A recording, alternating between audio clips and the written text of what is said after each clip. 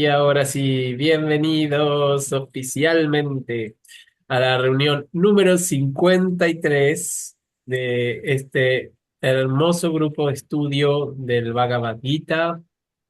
Y hoy vamos a ver los versos 3 y 4 del capítulo 3 del Karma Yoga o el yoga de la acción. Pero antes que nada, vamos un momento a nuestro lugar seguro, a nuestro refugio divino en la fontanela, con mucho amor y mucha gratitud.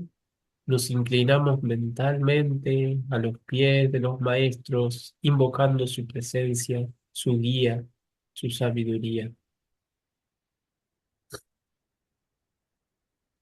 Om Kriya Babashi Namaon. Om Lahiri Mahasaya Namaon. Om Swami Shri Yuktesvar Namaon. Om Paramahamsa Yogananda Namaon. Om Paramahamsa Hariharananda Namaon. Om Sarveshwarananda Namaon.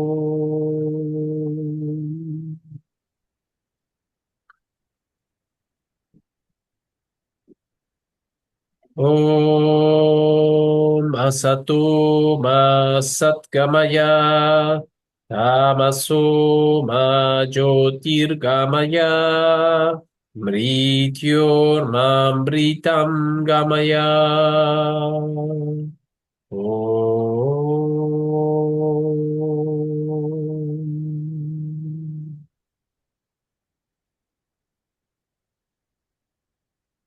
Y los versos del día de hoy dice Shri Bhagavan Uvacha Lokesmin dvibidha nishtha pura prokta maya naga jnana yogena samskyanam karma yogena yoginam. Om na karmanam manarambhan naiskarmya purushon snute na cha sanyasana deva siddhim samadhi gacchati. Om Shanti Shanti Shanti.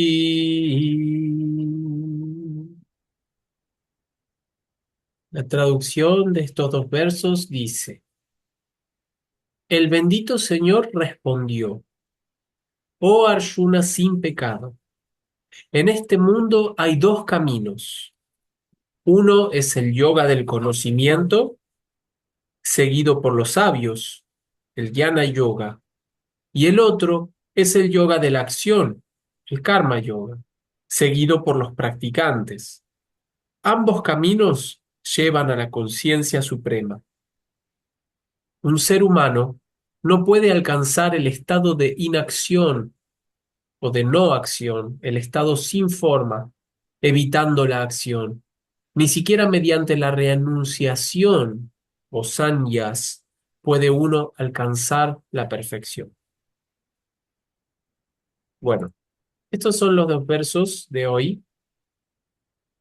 Y la vez pasada, por ejemplo, hablamos de que a veces en las escrituras sagradas se mencionan ciertos elementos como para referirse a todo el conjunto. O sea, se mencionan un par para referirse a todo el conjunto. Es decir, por ejemplo, dice, ni el fuego ni el agua, ni el fuego puede quemarla, ni el agua puede mojarla al alma, ¿no?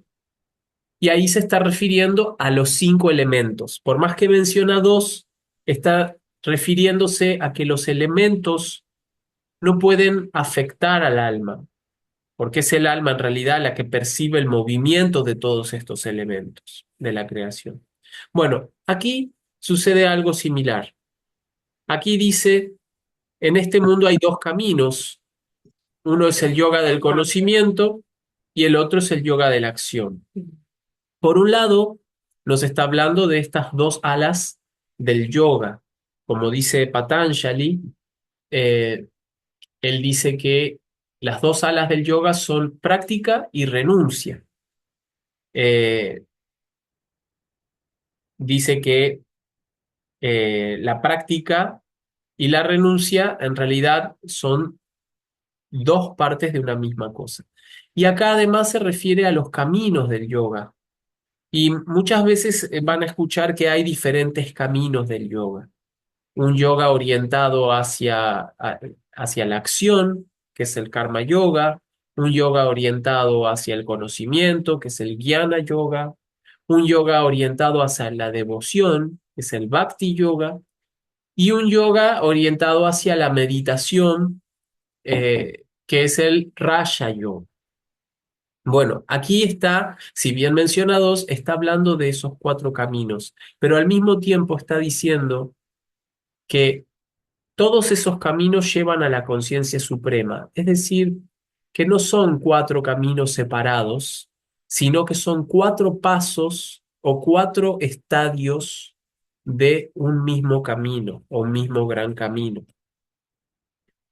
Como bien decimos, yoga significa unión, unión con nuestra verdadera naturaleza, como dice Patanjali. Entonces el practicante descansa en su verdadera naturaleza. Esto es cuando cesan las fluctuaciones de la conciencia. De otra manera, el practicante se identifica con las fluctuaciones.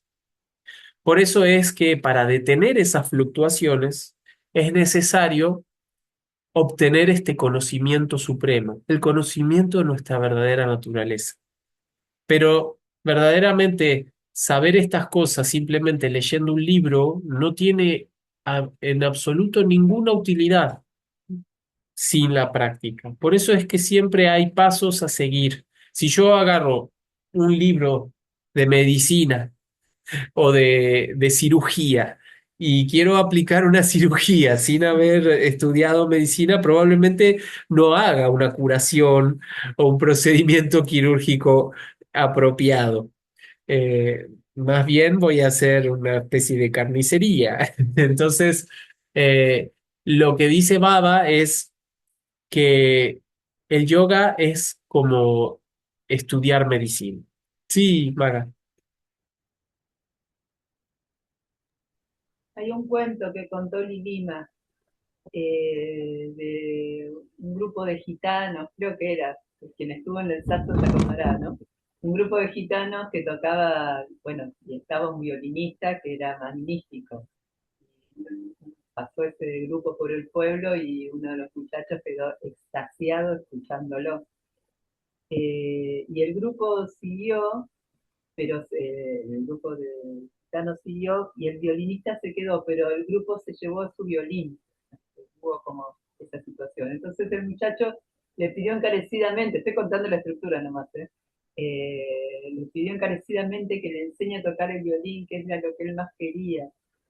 Y bueno, el violinista le empezó a explicar, hizo un dibujo en la arena, qué sé yo, y el muchacho se fabricó algo con madera y hacía como que tocaba el violín y estudió durante años y después se reencontró el gitano con su violín y el muchacho quiso mostrar lo que había aprendido. Era un desastre total. Se redeprimió y el gitano le dijo, bueno, esto. O sea, todo esto era para decir lo que deseaba, que la teoría sin la práctica no van. Exacto. Por eso un gramo de práctica vale más que 1000 toneladas de teoría. Eh, él hace una metáfora y dice, bueno, uno primero eh, por ahí quiere convertirse en un médico. Entonces, en ese caso, eh, va a una universidad y se anota. Eso es karma yoga. Uno ejecuta una acción para lograr este objetivo. Entonces, en la facultad estudia diligentemente y de esa manera se transforma en un gyani, eso es el camino del jnana yoga, el camino del estudio. Entonces, de esa manera, él aprende a transformarse en médico, tiene que hacer las prácticas, tiene que tiene que hacer las guardias y todo eso es bhakti yoga, ¿no? Él se dedica su vida completamente a esta carrera en ese momento, ¿no? Si nos habla tu hermana, es médica. Y, y finalmente, luego de mucho esfuerzo y mucha práctica, se convierte en un médico. Pero necesitó de tener un profesor y por eso es que en el caso del yoga sucede lo mismo. Necesitamos tener un instructor, un profesor, un maestro que nos guíe, que nos diga en qué orden debemos estudiar y debemos practicar. Entonces, aquí recordemos que Arjuna le dice a Krishna, bueno, durante todo el capítulo 2 o durante toda la conversación anterior, me estuviste diciendo que la sabiduría y que el conocimiento de mi verdadero ser era mucho más importante que cualquier otra cosa. Sin embargo, me estás diciendo que yo tengo que luchar. ¿Cómo puede ser eso? O sea, me estás diciendo que tengo que practicar kriya. ¿Cómo puede ser? No entiendo, ¿cuál es mejor? Y así empieza este capítulo. Y aquí es donde Krishna le comienza a decirle esto, oh Arjuna sin pecado porque Arjuna es el arquero, y el arquero cuando da en el blanco significa que no peca, es inmaculado. Es decir, que está centrado en la fontanela. Por eso él le está diciendo, oh Arjuna, centrate en la fontanela. En este mundo están estos dos caminos, pero ambos caminos llevan hacia la conciencia. Es decir, no vas a poder obtener el conocimiento supremo si primero no vas hacia la pituitaria, si primero no vas hacia dentro de la sushumna y ascendés hacia la pituitaria. Y luego le dice, un ser humano no puede alcanzar el estado de no acción. A veces lo traducen como inacción, pero inacción hace más referencia a no hacer nada. Y la no acción en realidad significa no estar apegado a la acción. Y más adelante lo va a ir desarrollando este concepto, porque él, Krishna, lo que trata de decirnos es que eh, ni por un segundo podemos estar inactivos. Y aquí es donde Baba habla de esta unión entre Purusha y Prakriti, esta unión entre el alma y el cuerpo, que es una unión permanente, es una unión que no puede dejar de ser. Y ese es el verdadero acto en el cual el aspecto femenino, que es el aspecto del cuerpo, de la naturaleza, de la tierra, receptivo, recibe al aspecto masculino, penetrante del alma ingresando en el cuerpo, ¿no? Entonces, de esa manera se produce esta vida. Y, y entonces, claro, Baba habla de que este es el verdadero acto sexual espiritual al que refieren los antiguos textos de Tantra. Bueno, Baba era un maestro de Tantra, pero era un maestro de Tantra real. Y él recuerda una frase de un texto sagrado que dice, aquellos que se retiran de su cuerpo natural y de su mente, el aspecto femenino, y se funden con el alma en la pituitaria, en el aspecto masculino de un ser humano, experimentan el verdadero placer sexual, experimentan extrema paz, dicha y gozo.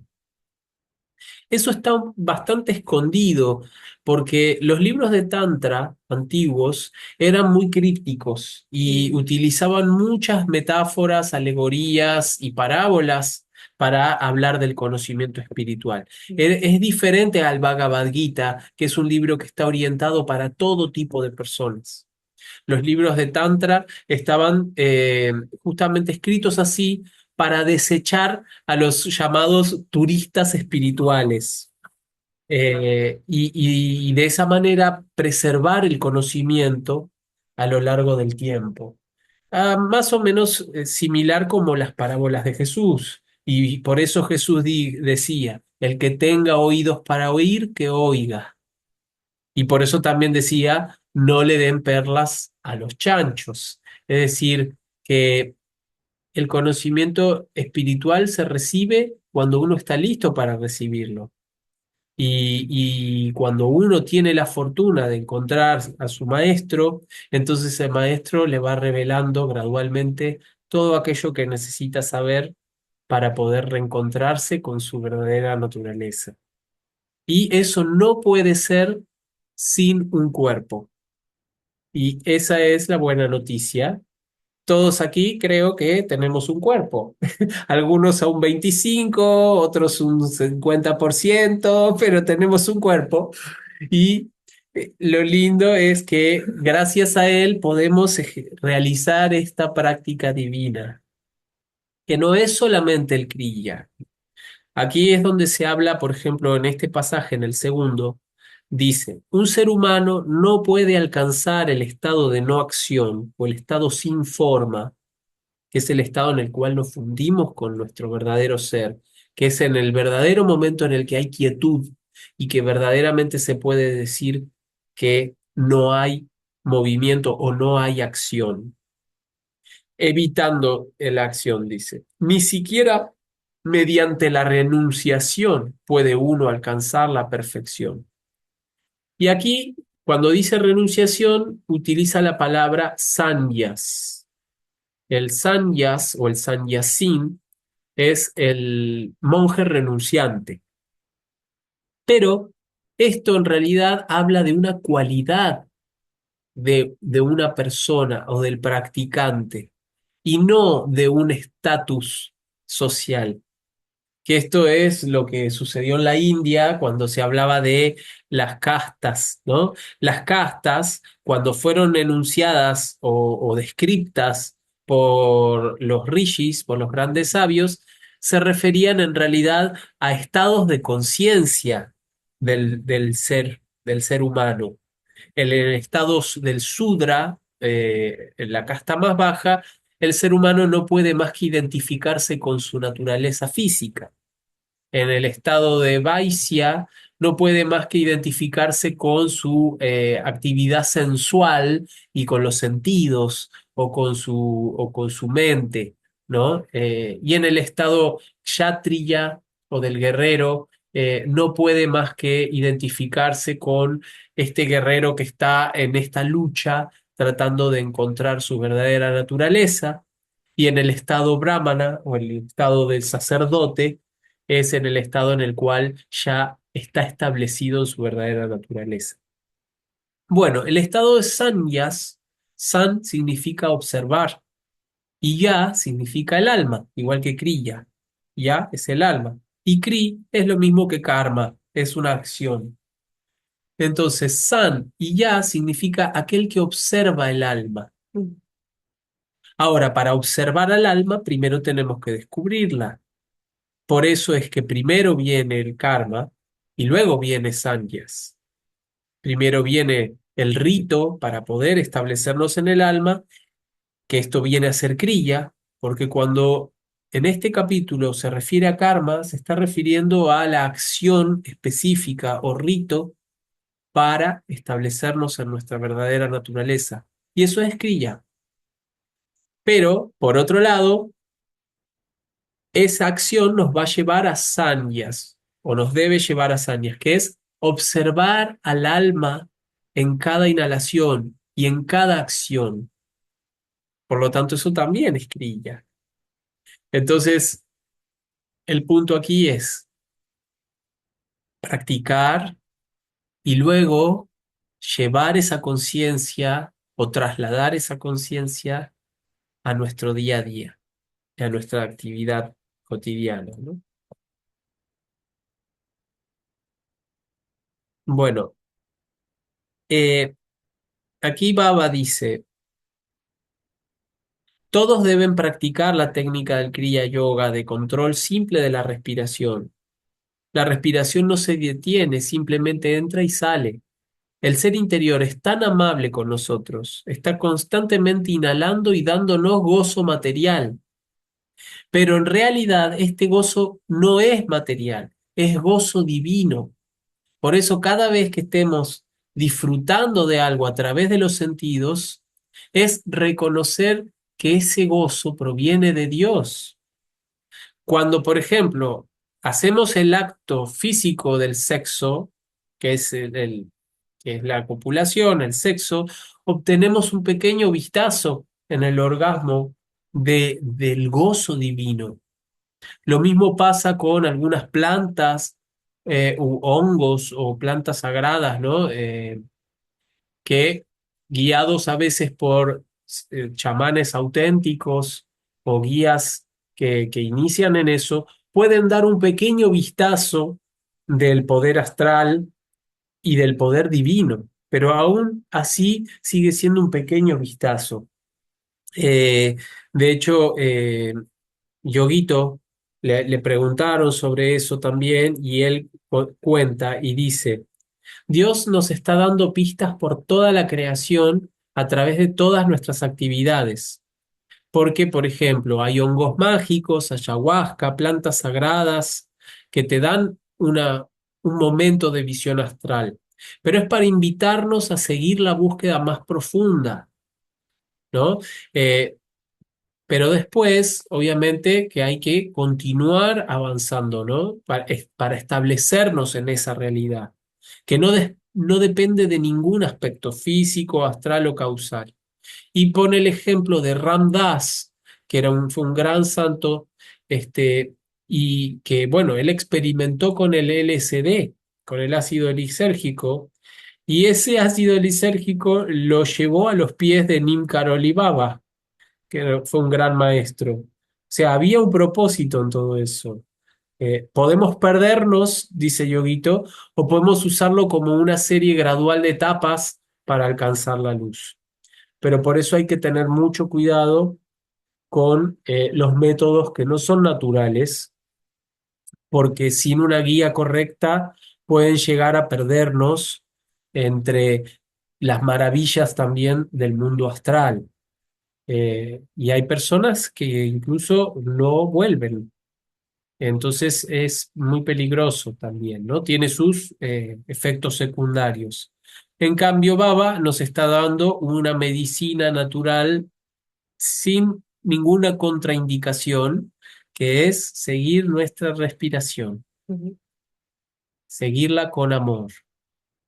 Y como dijimos la semana pasada, leí un poquito de lo de la conclusión de Sri Yuktesvar, que dice que todo concluye que en realidad lo que debemos cultivar es el amor, porque el amor es el poder omnisciente de Dios que está impregnando la creación y hace que la creación vuelva a su origen.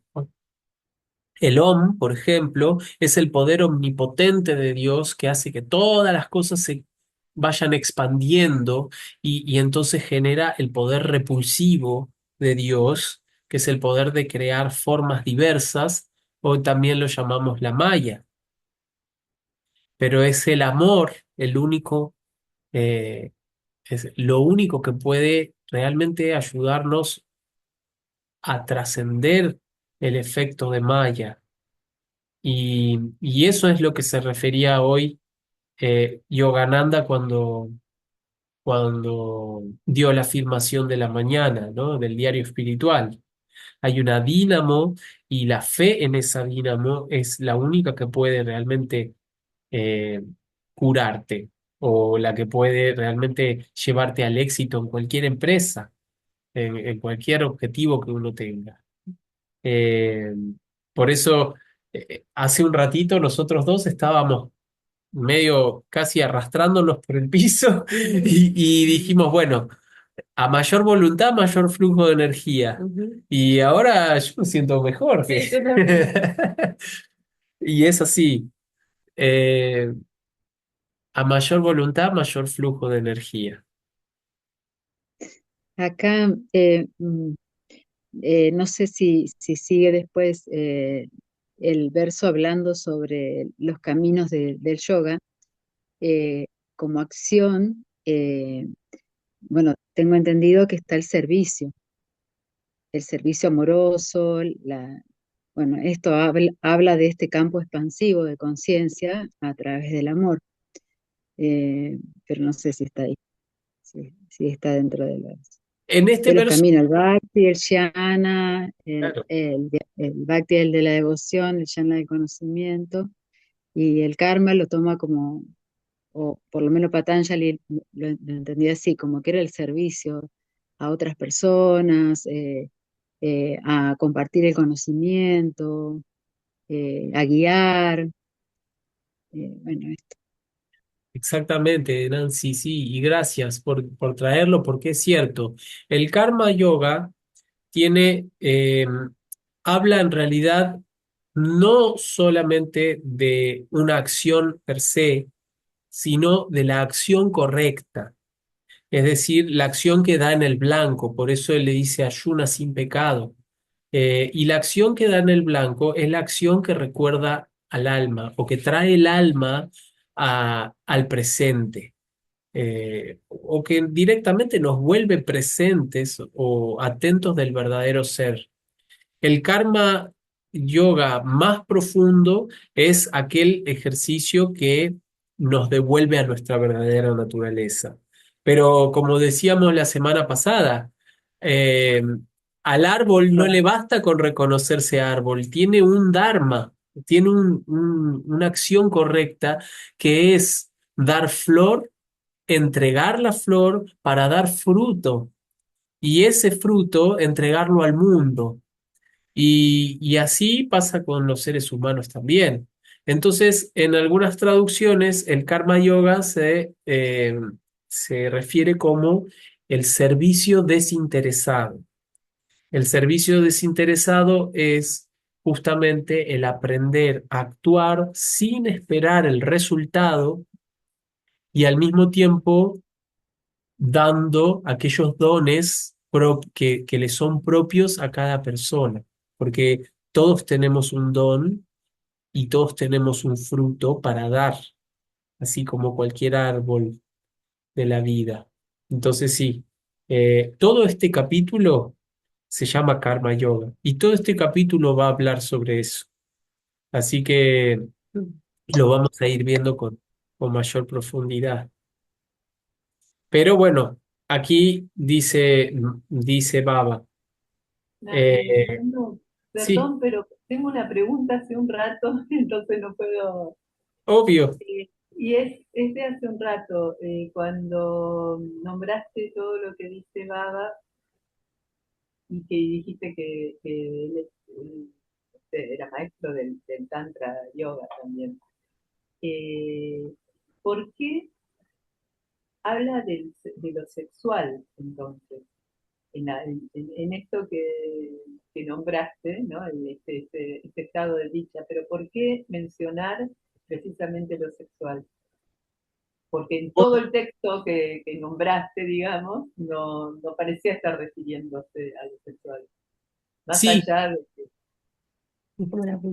sí, te entiendo. En realidad es porque en el Tantra Yoga, en realidad primero que nada es porque en este verso se habla de lo femenino y lo masculino. Y claro, Baba pero queda dice, claro que no está hablando de la mujer y del hombre. exacto, pero la unión de lo femenino y lo masculino dan como origen al ser humano. Es decir, la unión de lo femenino divino y de lo masculino divino dan origen al ser humano. Ahora, eso en las escrituras yoicas se dice, ese acto de unir lo femenino y lo masculino divino se le dice maituna. Y maituna se traduce como copulación o como acto sexual. Es decir, que el verdadero placer sexual, dice Baba, es el momento en el que uno verdaderamente toma conciencia de su verdadero ser y se experimenta dicha extrema, gozo y bienaventuranza. Por eso Baba lo trae a colación porque ese es un tema que genera confusión en el mundo y entonces lo aclara, porque muchas veces nos vamos a encontrar con corrientes de Tantra que hablan de tener un acto sexual sagrado y se centra en eso En los sentidos. y en los sentidos, claro, en el placer sensual. Y es cierto que a través del amor y a través de la unión del hombre y la mujer se puede percibir, si uno tiene la conciencia suficiente, este pequeño destello de gozo.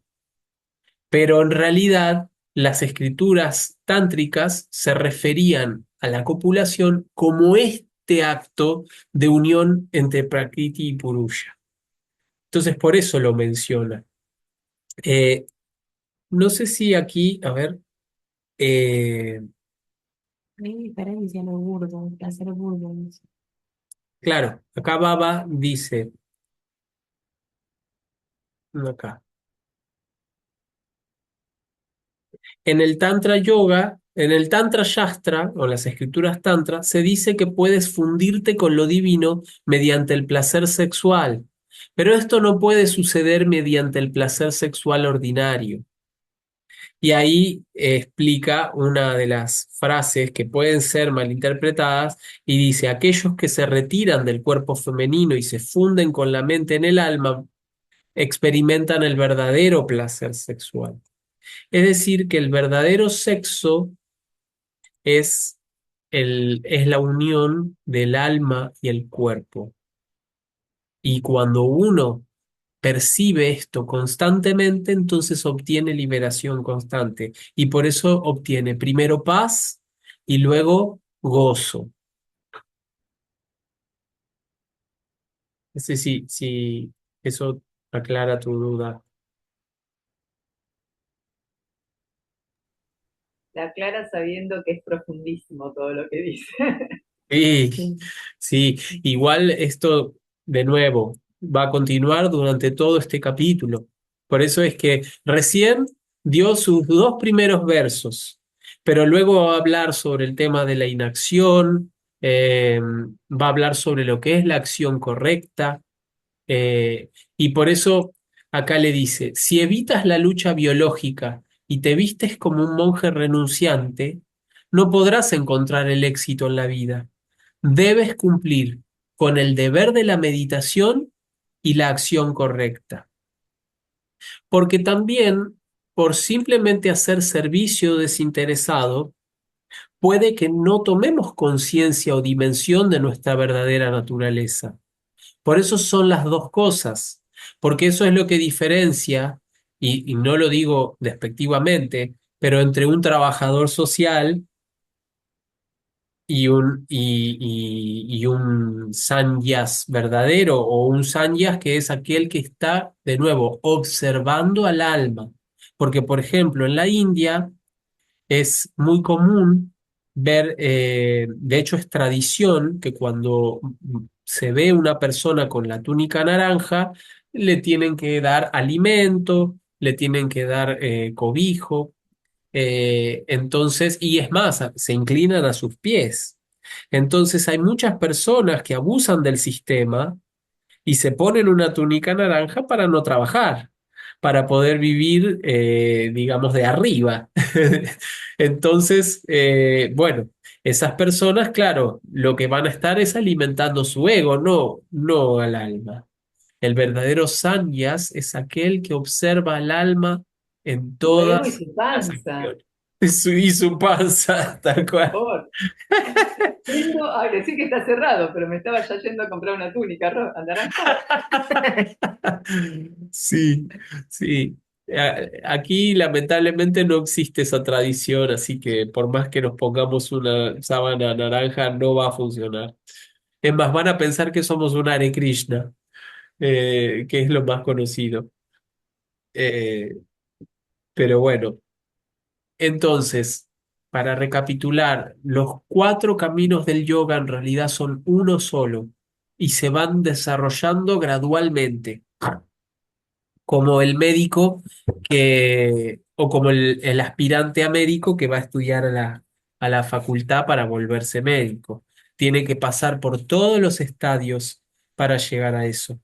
Y yo doy fe de cómo el Bhakti Yoga o el yoga de la devoción o el amor por Dios floreció en mí cuando yo era ateo. Yo no tenía, nunca me imaginé que podía alguna vez llegar a decir, Baba sabe lo que es mejor, o volver a repetir las frases que escuchaba de mi abuela, Dios quiera, o- y ese tipo de cosas. ¿A vos también te pasa? Claro, y porque uno cuando, por lo menos en mi caso, me pasaba que yo veía la institución religiosa y eso a mí me Sí, producía aversión, sí, sí. eh, porque pensaba que era algo sin sentido.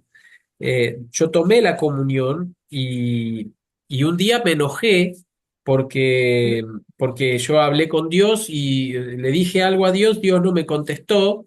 Y yo dije, pero si le contesta al sacerdote y no me contesta a mí, entonces si el sacerdote es igual que yo, ¿cuál es la diferencia? Bueno, tenía 10 años, entonces ahí no decidí ser ateo y hasta que se demuestre lo contrario. Y se demostró. Se demostró lo contrario. Sí, es cierto. Después con la práctica comienza a ver que Dios está tan evidente, es tan evidente, que por eso pasa desapercibido, porque se ha normalizado. Pero cuando vemos la belleza de la creación, lo complejo de las estructuras atómicas y las grandes constelaciones galácticas, uno no puede pensar que este universo es caótico. Y luego, cuando uno respira y se da cuenta que la energía vibra dentro de uno y afuera de uno, con el prana adentro en la inhalación y con el prana afuera en la exhalación, uno dice, estoy atravesado por una inteligencia cósmica viva. Y sobre todo cuando pensamos algo y eso se da, cuando pensamos en una persona y esa persona llama, y ese tipo de conexiones, ¿no? Que se le dicen telepáticas. Y la telepatía en realidad significa amor a la distancia. Tele es distancia y patía es amor. Entonces, sí. Y yo le llamo a los celulares dispositivos telepáticos dependientes, porque nos hacen creer que con ellos podemos estar conectados, pero son solamente ondas de radio, ondas eléctricas. Estamos conectados todos entre sí, y aquí ahora. Y no solamente con los seres terrestres, sino con todos los tipos de inteligencia universal. Y esa es la maravilla más grande. Aún así, debo decirlo, los maestros dicen, no tengo los cines con los fenómenos de la creación, porque puede ser que en la meditación profunda o en distintos momentos de elevación o inspiración puedas tener experiencias paranormales o más allá de lo común, puedas inclusive escuchar voces, obtener mensajes muy elevados o incluso oscuros. Entonces, no te detengas en eso, continúa avanzando, porque todo eso sigue siendo parte de lo fenoménico. Me refiero, por ejemplo, a canalizaciones de seres superiores o inteligencias más avanzadas, eh, o inclusive, por ejemplo, capacidades especiales para hablar, para manipular objetos, para crear. Siempre hay que recordar que somos actores de un drama que escribe Dios todos los días. Y Él no nos da el guión completo, cada día nos da el capítulo del día. Y bueno, nosotros podemos ejecutarlo como un buen actor o como un no tan buen actor. Cuanto más amor y conciencia tenemos de eso, mejor sale la obra. Mm. Si no, Dios igual va a tratar de corregir nuestras Igual intromisiones. que- claro, no se Sí, preocupen, que sí, enseguida nos manda algo para un correctivo. claro. Dice, ay, mi niño ya torció el guión otra vez. Bueno, Ay, vamos. qué niño. Ah, no, pero si es una canalización, como Correctivo. vos decís, de seres superiores o un mensaje, por algo está llegando, por ahí es también una indicación. Se me Por ocurre, ¿no? supuesto. Por lo que acabas de decir. Claro que sí, pero Puede lo que ser, seguí meditando, qué sé yo. es que si es un alma elevada, el alma elevada va a intentar siempre que vos te establezcas en tu verdadera naturaleza, que reconozcas tu verdadera gloria, que sos uno con Dios. Por eso a veces hay que tener cuidado porque también puede ser que aparezca una presencia que aparenta ser elevada y no lo es. Pero eso se identifica fácilmente si uno eh, ve qué es lo que está insinuando, ¿no? Si nos insinúa a estar inquietos, y entonces no es por ahí. Lo único que dicen los maestros, y esto lo dice Patanjali, todos los siddhis o poderes paranormales o logros espirituales hablan de un avance en el camino espiritual, pero son obstáculos para la realización. Por eso los maestros realizan milagros con un propósito específico y no sin recibir un tipo de sanción interna. Esto lo explica Sri Tesvar también. Eh, pero bueno, los maestros totalmente liberados saben cuándo, cómo. Pero bueno, en la autobiografía de un yogi, por ejemplo, hay un capítulo que habla sobre Asrat, que era un personaje astral que se le presentaba a un fakir, un fakir viene a ser como una especie de yogi musulmán que practica austeridades y a través de estas austeridades alcanzan ciertos logros paranormales. Y bueno, uno de estos logros era ponerse en contacto con un ser astral. Y este ser astral podía darle el objeto que él quisiera. Pero primero que nada, él tenía que poder verlo. Entonces este tipo, este hombre, lo que hizo, en vez de utilizarlo para el bien o para el servicio desinteresado o el karma yoga, lo utilizó para el karma boga, o sea, para el placer sensorial y entonces utilizaba, él creo que no tenía que verlo, tenía que tocarlo. Entonces por ahí tocaba una joya y esa la llevaban a cajas de seguridad las joyas y él le pedía a Asrat que le trajera esa joya. Y de esa manera el tipo se hizo muy rico. Pero obviamente toda acción interesada tiene su consecuencia y él recibió también su escarmiento por eso. Pero como Baba sabe lo que es mejor, esas acciones corruptas también lo llevaron a reconocer a su maestro y a acercarse más a Dios. Por eso es que cuando nosotros veamos a una persona corrupta o una persona malvada o una persona que está inmersa en la ignorancia, tenemos que orar por ella, tenemos que pedir por su iluminación, que su acción le permita encontrar a Dios. Es la mejor oración. No importa cuán vil pueda ser esa persona, Mm, ¿sí? sí, o haya sido. Así es. Bueno, creo que por hoy estamos suficiente.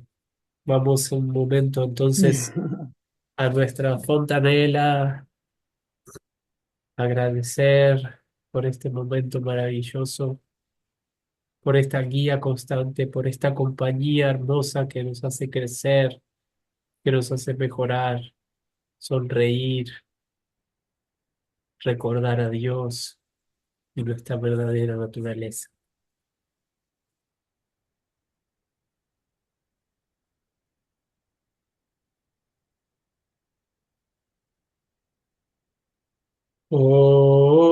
Om Triambakam Yajamahe Sugandhim Pushtivardhanam Urvarukamiva Vandhanan Mrityor Mukshiyamamritat.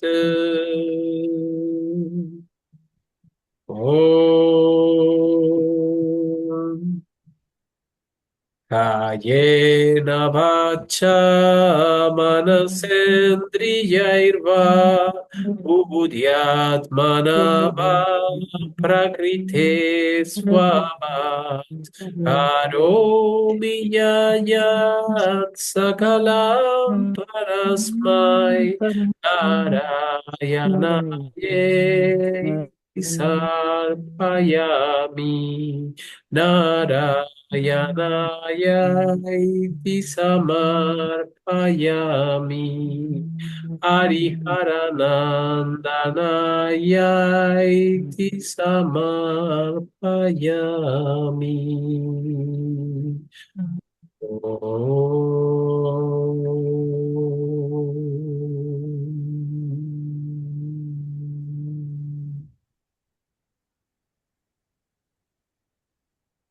Todo lo que he hecho con el cuerpo, la palabra, la mente, los sentidos, la inteligencia o mi propia naturaleza, lo ofrezco al Supremo, al Espíritu Universal, Narayana. Gracias. Que tengan una hermosa semana. Gracias. Gracias, igualmente para ustedes. Bendiciones para todos. Gracias, que se terminen de mejorar. Vamos por un 100%. Sí, Se sí. recuperen. Gracias. Chao. Buenas Ah, noches. gracias por tanto. Ya se van a Gracias. recuperar. Ay.